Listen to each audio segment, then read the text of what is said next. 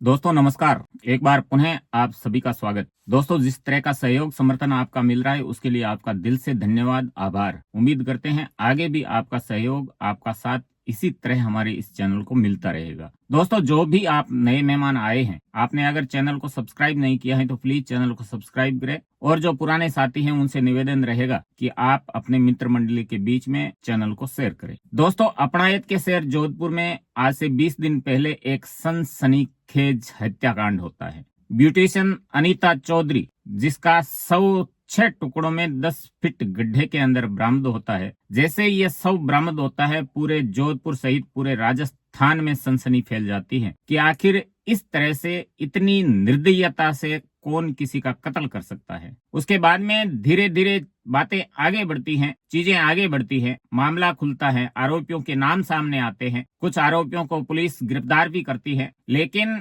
अनीता चौधरी के जो परिजन थे वो इस पुलिस या कार्रवाई से बिल्कुल भी संतुष्ट नहीं थे। वो धरने पर बैठ जाते हैं। शुरुआत में उन्हें धरना देने नहीं दिया जाता है, तो उसके बाद में वो कुड़ी स्थित जो वीर तेजाजी का मंदिर है, उस मंदिर को धरना स्थल बनाते हुए वहां पर धरने पर बैठ जाते हैं। उसके बाद में समाज का साथ मिलता है, जोधपुर के लोगों का साथ मिलता है। अपनी मांगों को लेकर के लगातार वो धरने पर बैठे रहते हैं। इधर उपचुनाव चल रहा था। सरकार जिस तरह का हनुमान बेनीवाल आरोप लगा रहे हैं कि सरकार मुझे घेरने में व्यस्त थी, सरकार उपचुनाव में व्यस्त थी, उसकी वजह से कानूनी प्रक्रिया जो थी वो राजस्थान में डावाडोल होती हुई दिखाई दी। इस प्रकार के आरोप भी हनुमान बेनीवाल लगा रहे थे। दोस्तों, जब पुलिस की ओर से वो कार्रवाई नहीं हो पा रही थी जिस कार्रवाई की उम्मीद अनीता चौधरी के परिजन कर रहे थे, उस समाज के जुड़े हुए लोग कर रहे थे, जब कार्रवाई होती हुई नहीं दिखी तो वो धरने पर बैठ जाते हैं और शव लेने से इनकार कर देते हैं, शव का अंतिम संस्कार करने से इनकार कर देते हैं। पुलिस अपनी ओर से पूरी ताकत लगाती है, लेकिन परिजन स्पष्ट तौर से मना कर देते हैं कि जब तक संतुष्ट कार्रवाई नहीं होगी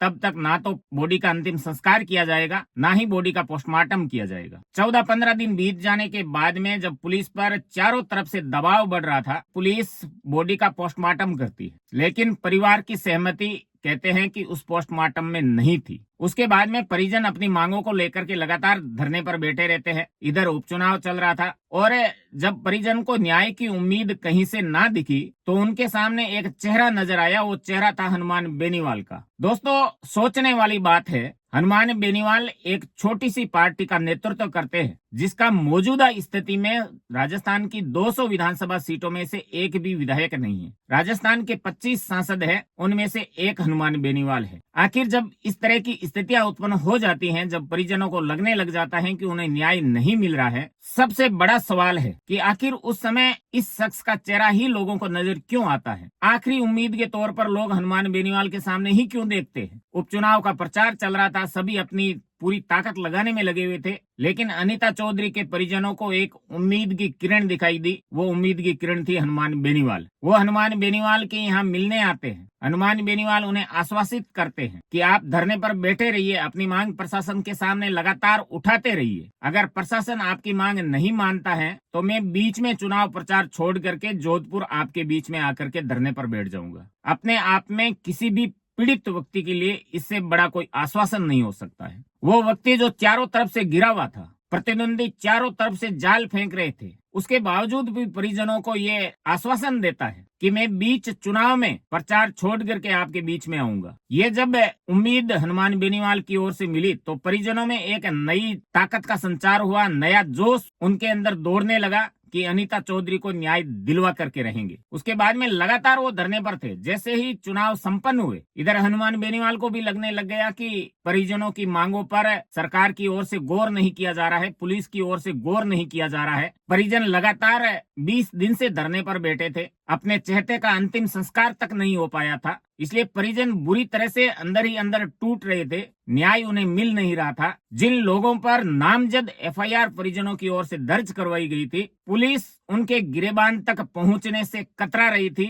नामजद एफआईआर होने के बावजूद भी उन आरोपियों को गिरफ्तार नहीं किया जा रहा था। उसके बाद में जब सारी उम्मीदें टूटती हुई दिखी परिजनों और समाज की, तो दोबारा से हनुमान बेनीवाल के यहाँ लोगों ने निवेदन किया कि न्याय की एकमात्र उम्मीद आप हो। उसके बाद में हनुमान बेनीवाल दिन तय करते हैं, धरना स्थल पर जोधपुर आते हैं, और जैसे ही ये खबर मिलती है कि हनुमान बेनीवाल आरएलपी सुप्रीमो जोधपुर वीर तेजाजी मंदिर कुड़ी भक्तासनी आ रहे हैं, अनीता चौधरी के परिजनों के साथ धरने पर बैठने को आ रहे हैं। जैसे ही ये खबर जोधपुर, नागौर, बाड़मेर, पाली, आसपास के जिलों में फैली, जो भी हनुमान बेनीवाल को चाहने वाले लोग थे, जो भी आरएलपी के कार्यकर्ता थे और जो भी अनीता चौधरी को न्याय दिलाने के पक्षधर थे, वो हजारों की संख्या में लोग जोधपुर कूच करने लग गए। प्रशासन के कान खड़े हो गए, प्रशासन के पैरों तले जमीन खिसक गई और हनुमान बेनीवाल की लोगों के बीच में क्या ताकत है प्रशासन भली भांति जानता है। जो पुलिस कमिश्नर पिछले 20 दिनों से धरना स्थल पर नहीं पहुंच पा रहे थे,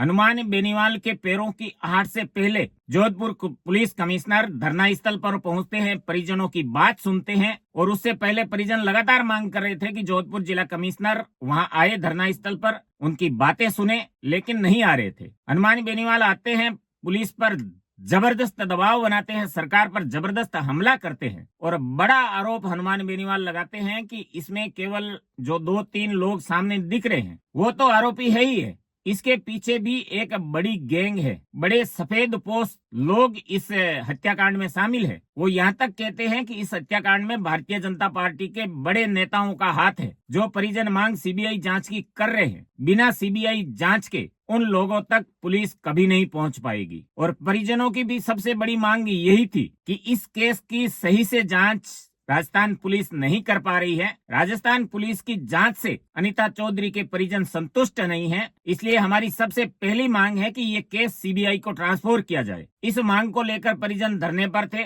दूसरी मांग थी परिजनों को कि आर्थिक संबल परिवार को दिया जाए, क्योंकि अनीता चौधरी अपने परिवार के लालन पालन के लिए ब्यूटी पार्लर चला रही थी, तो उस परिवार का आगे लालन पालन बेहतर तरीके से हो, कोई आर्थिक प्रॉब्लम ना आए, उसके लिए जरूरी है कि सरकार की ओर से परिजनों को एक आर्थिक योगदान दिया जाए, जो 1 करोड़ की मांग परिजन कर रहे थे। उसके बाद में जो तीसरी मांग परिजनों की थी कि जो अनीता चौधरी के परिवार में जो आश्रित हैं, उन्हें सरकार की ओर से नौकरी प्रदान की जाए। अगली मांग, और जिन पुलिस वालों की वजह से इस केस में डिले हुआ है, उन पुलिस अधिकारियों पर कार्रवाई की जाए, उन्हें निलंबन किया जाए। दोस्तों, अब जो खबर निकल करके आ रही है, सारी मांगों पर सरकार ने सहमति दे दी है। केस सीबीआई को ट्रांसफर कर दिया गया है। आर्थिक सहयोग के तौर पर सरकार 51 लाख अनीता चौधरी के परिजनों को देने जा रही है। संविदा पर आश्रित को नौकरी देने जा रही है। जिन अधिकारियों के ऊपर लापरवाही के आरोप अनीता चौधरी के परिजनों की ओर से लगाए जा रहे हैं, उन अधिकारियों को निलंबित किया जाएगा।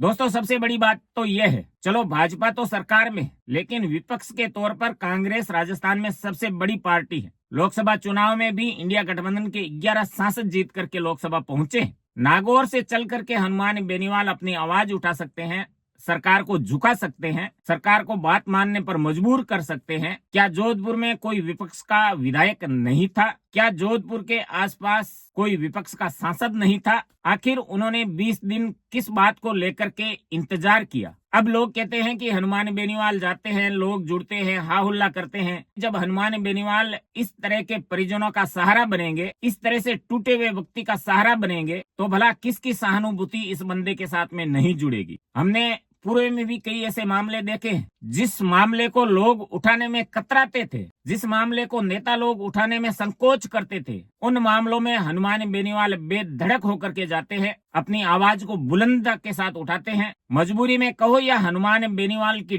डर कहो, सरकारों को वो बात माननी होती है और मानी गई है। ऐसे कई उदाहरण हमारे सामने मिलेंगे। आप दोस्तों, किसी की उम्मीद की आखिरी किरण बनना अपने आप में बहुत बड़ी बात है। दोस्तों, राजनीतिक तौर पर हम और आपकी विचारधाराएं अलग हो सकती हैं, हम और आपकी विचारधाराएं शायद हनुमान बेनीवाल की विचारधारा से मेल ना खाती होगी, लेकिन इंसानियत के तौर पर जो बंदा काम कर रहा है, उसकी सराहना हमें और आप दोनों को करनी होगी। सबसे बड़े विपक्ष के दल के तौर पर कांग्रेस पार्टी है। पूरे मुख्यमंत्री अशोक गहलोत का गृह जिला है, उसके बावजूद भी अनीता चौधरी के परिजनों को नागौर जाकर के, नागौर के सांसद के सामने गुहार लगानी पड़ती है कि हमें न्याय दिलवाइए। तो इन 20 दिनों में कांग्रेस पार्टी के लोग क्या कर रहे थे? आखिर क्यों भाजपा की सरकार पर दबाव नहीं बनाया गया कि अनीता चौधरी को न्याय मिले? दोस्तों, अब जाकर के जो खबर आ रही है वो यही है कि अनीता चौधरी से जुड़ी हुई सभी मांगों को सरकार ने मान लिया है, हनुमान बेनीवाल के दबाव में माना गया है और परिजन इस कार्रवाई से संतुष्ट है। अनीता चौधरी का अंतिम संस्कार कर दिया गया है। 20 दिन बाद में अनीता चौधरी का अंतिम संस्कार हुआ है, दोबारा से पोस्टमार्टम हुआ है। कुल मिलाकर के अब हम कह सकते हैं कि अनीता चौधरी की जो मुहिम थी वो न्याय के रास्ते पर चल पड़ी है। आगे उम्मीद करते हैं कि सीबीआई उन लोगों के गिरेबान तक पहुंचेगी जिन लोगों का कहीं न कहीं किसी न किसी रूप में इस हत्याकांड में रोल है, तब जाकर के अनीता चौधरी को सही से न्याय मिल पाएगा। दोस्तों, आपने अपना कीमती समय दिया उसके लिए बहुत बहुत आभार। अपना व अपनों का ख्याल रखते हुए हमसे जुड़े रहिएगा। धन्यवाद।